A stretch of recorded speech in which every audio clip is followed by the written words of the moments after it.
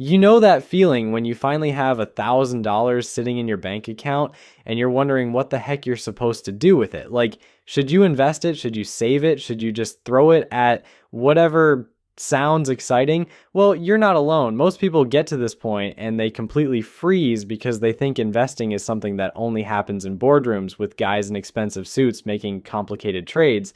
But here's the thing that nobody tells you. Investing your first $1,000 is one of the most important financial decisions you'll ever make. And honestly, it's way simpler than you think. My name is Nick, and I help people understand money and investing without all the fancy Wall Street mumbo jumbo. And let me tell you something that might surprise you.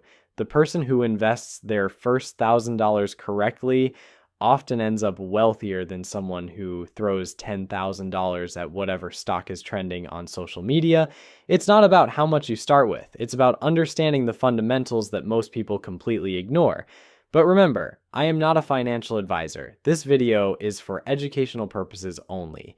Please do your own research before investing. Now, before we dive into the step-by-step process, let me make you 3 promises. First, everything I'm going to show you can be done with simple language and zero financial jargon that makes your eyes glaze over. Second, we're not going to talk about day trading, cryptocurrency, or any get-rich-quick schemes that sound too good to be true, because they usually are. And third, by the end of this video, you'll have a realistic plan that anyone can follow, regardless of whether you think the stock market is some mysterious casino or you're just tired of watching your money earn basically nothing in a savings account. But here's what separates this video from every other investing tutorial you've probably watched. I'm going to show you the one step that most beginners skip entirely, and it's the reason they lose money before they even get started. Plus, I'll reveal the exact account type that can save you thousands in taxes over the years and the simple 3-fund portfolio that has consistently beaten 90% of professional money managers. However, before you get excited and start throwing money at the stock market, we need to have an honest conversation about something that might hurt your feelings a little bit. Your $1,000 might not be ready to invest yet. I know that sounds crazy, especially when you're watching videos about investing, but hear me out because this could save you from making a financial mistake that takes years to recover from. Step 1 is protecting that $1,000 before you even think about investing it. And this is where most people roll their eyes and click away because they want to skip straight to the exciting part. But the wealthy people I know didn't get wealthy by skipping the boring stuff. Like, they got wealthy by doing the boring stuff really, really well. Here's the reality check nobody wants to give you. If you don't have at least 1 month of basic expenses saved up somewhere safe, then investing your $1,000 is like trying to build a house without a foundation. It might work for a while, but when life inevitably throws you a curveball, you'll end up selling your investments at the worst possible time just to pay for an emergency. Let me paint you a picture of what this looks like. You invest your $1,000 and 3 months later, your car breaks down. The repair costs $800. If you don't have emergency savings, you'll have to sell your investments to pay for it. And here's the cruel irony. The market will probably be down when you need that money most, because that's just how these things work. So you'll sell at a loss, pay the repair bill, and swear off investing forever because you think it doesn't work.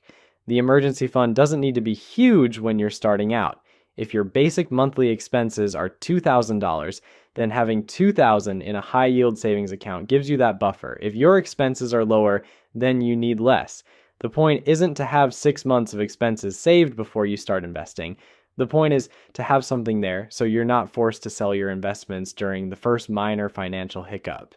Now, let's talk about the elephant in the room that makes people really uncomfortable. Credit card debt. If you're carrying a balance on credit cards that charge 15, 20, or 25% interest, then investing your $1,000 is like trying to fill a bucket that has a giant hole in the bottom. Think about it mathematically. The stock market historically returns about 10% per year on average, but your credit card is charging you 20% guaranteed, so you're essentially borrowing money at 20% to invest it at 10%. which is a losing proposition that would make any reasonable person question your math skills.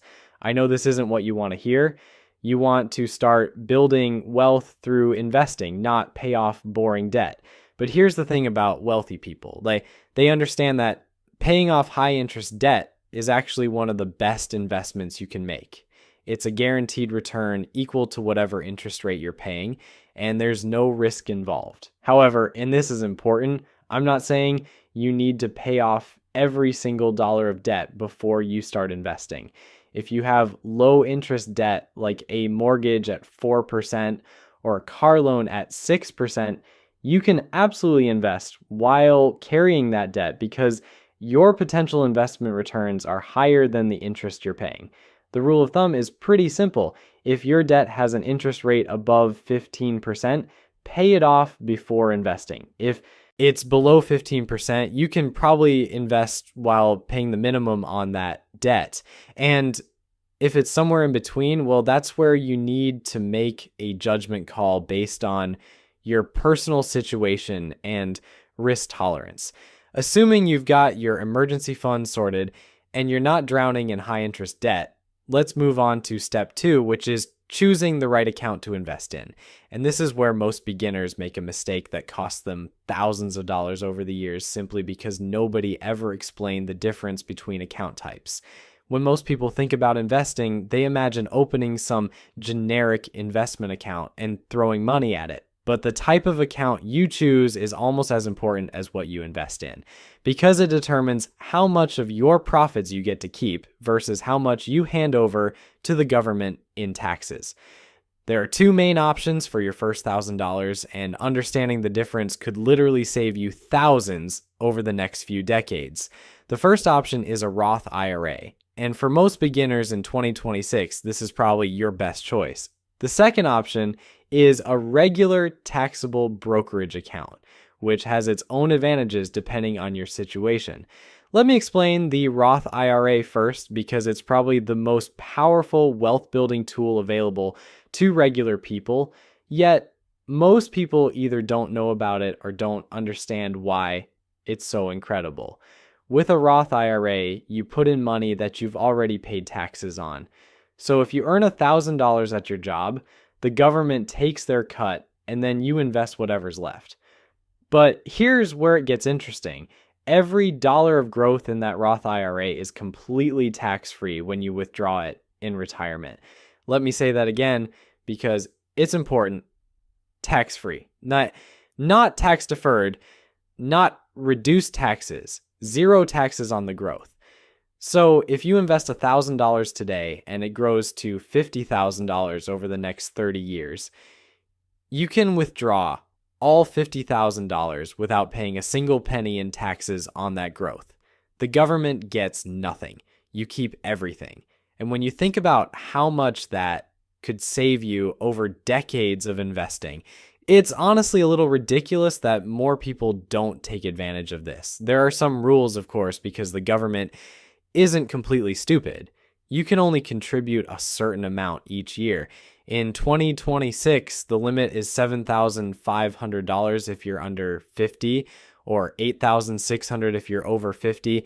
And there are income limits, but if you're just starting out with $1,000, you're probably well below those limits. The main downside of a Roth IRA is that your money is generally locked up until you're 59 and a half years old. You can withdraw your original contributions anytime without penalty, but the growth portion is stuck until retirement age unless you want to pay penalties and taxes. This is where the taxable brokerage account comes in as your second option. With a taxable account, there are no contribution limits, no income limits, and no age restrictions on withdrawals. You can invest as much as you want, whenever you want, and access your money whenever you need it.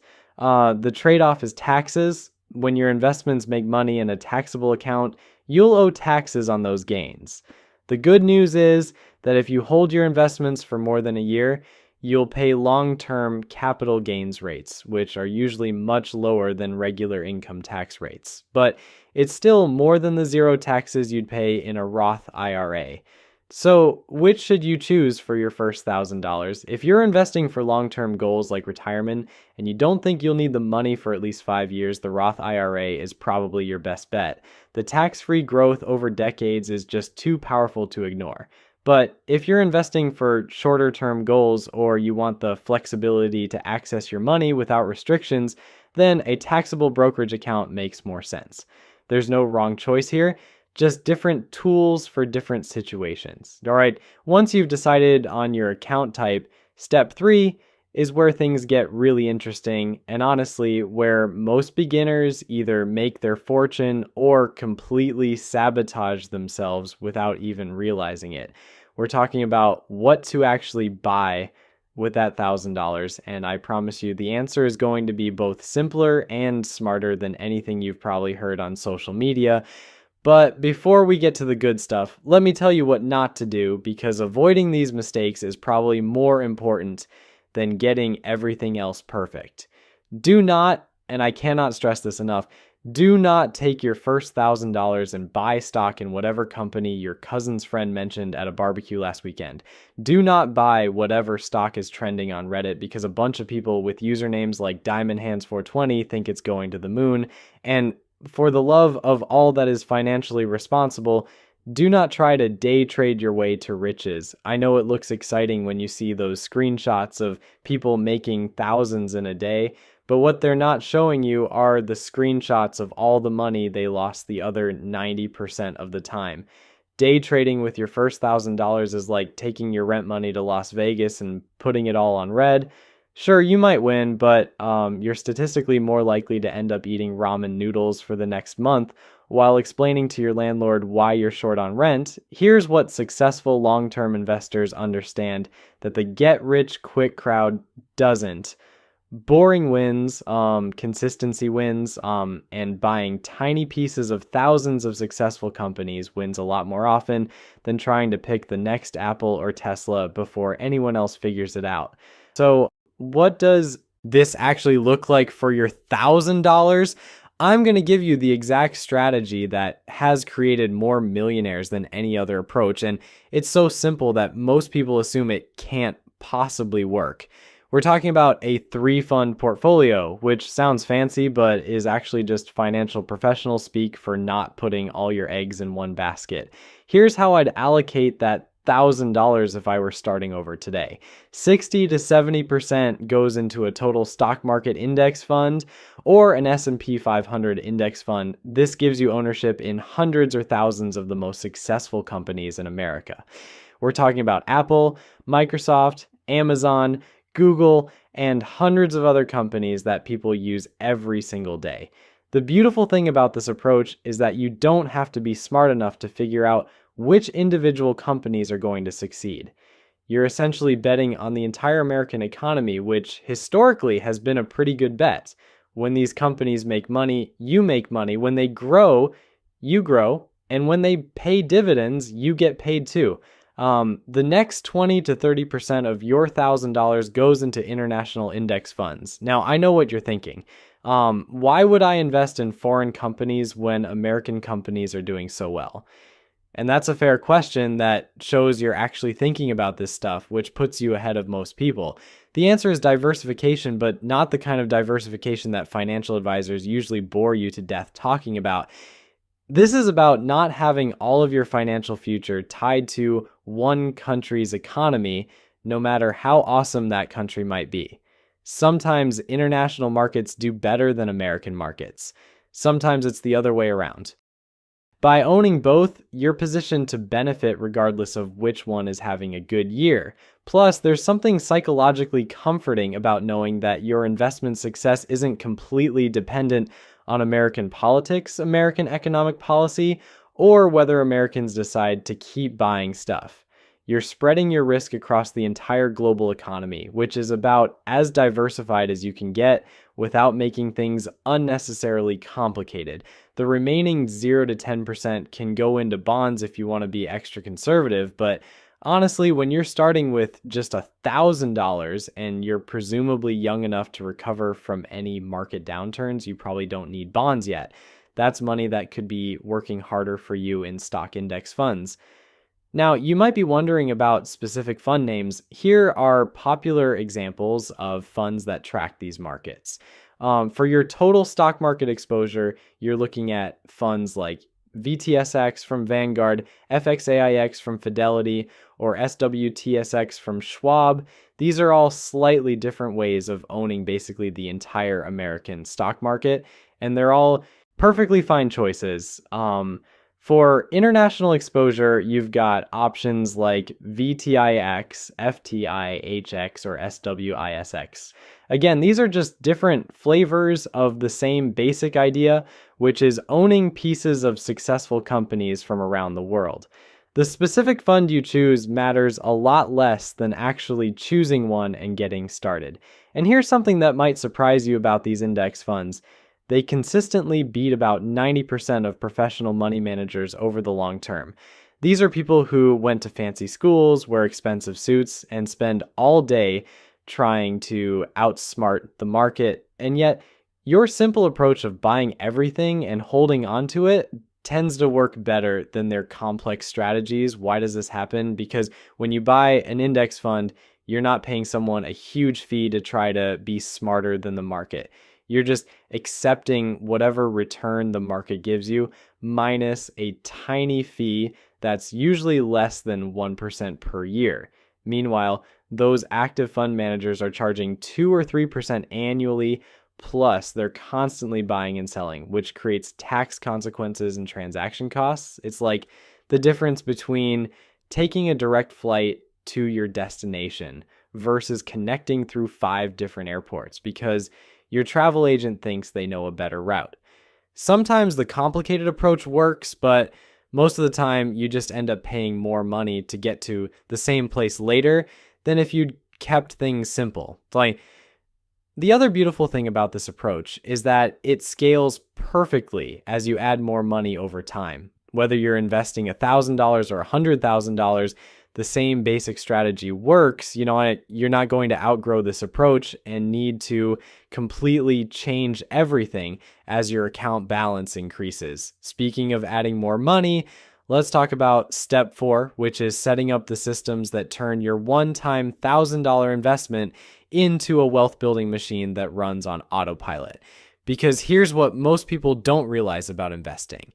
The $1,000 you put in today isn't really about the $1,000. It's about building the habit and the systems that will help you consistently add money over the years. Like, the most successful investors I know aren't necessarily the ones who started with the most money. They're the ones who figured out how to consistently add money to their investments month after month, year after year, regardless of what the market was doing or how they were feeling about their investment account balance on any given day. This is where automation becomes your best friend. Most brokerage accounts will let you set up automatic investments where they pull a certain amount from your checking account every month and invest it according to whatever allocation you've chosen. So if you decide you can afford to invest $200 per month going forward, you can set it up once and then forget about it. The psychological benefit of this approach cannot be overstated. When the market is doing well and you're feeling great about your investments, you'll invest your $200. When the market is crashing and you're convinced the world is ending, you'll still invest your $200. When you're busy with work or distracted by life and completely forget about your investment account, you'll still invest your $200. This removes all of the emotional decision making that destroys most people's investment returns. You're not trying to time the market or figure out whether this is a good month to invest or a bad month to invest.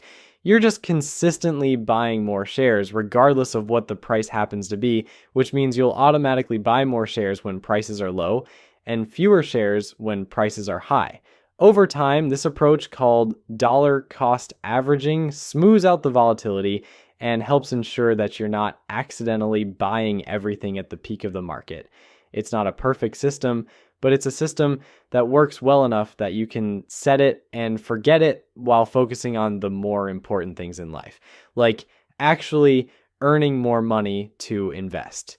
Look, I'm not going to lie to you and say that your first $1,000 is going to change your life overnight. It won't.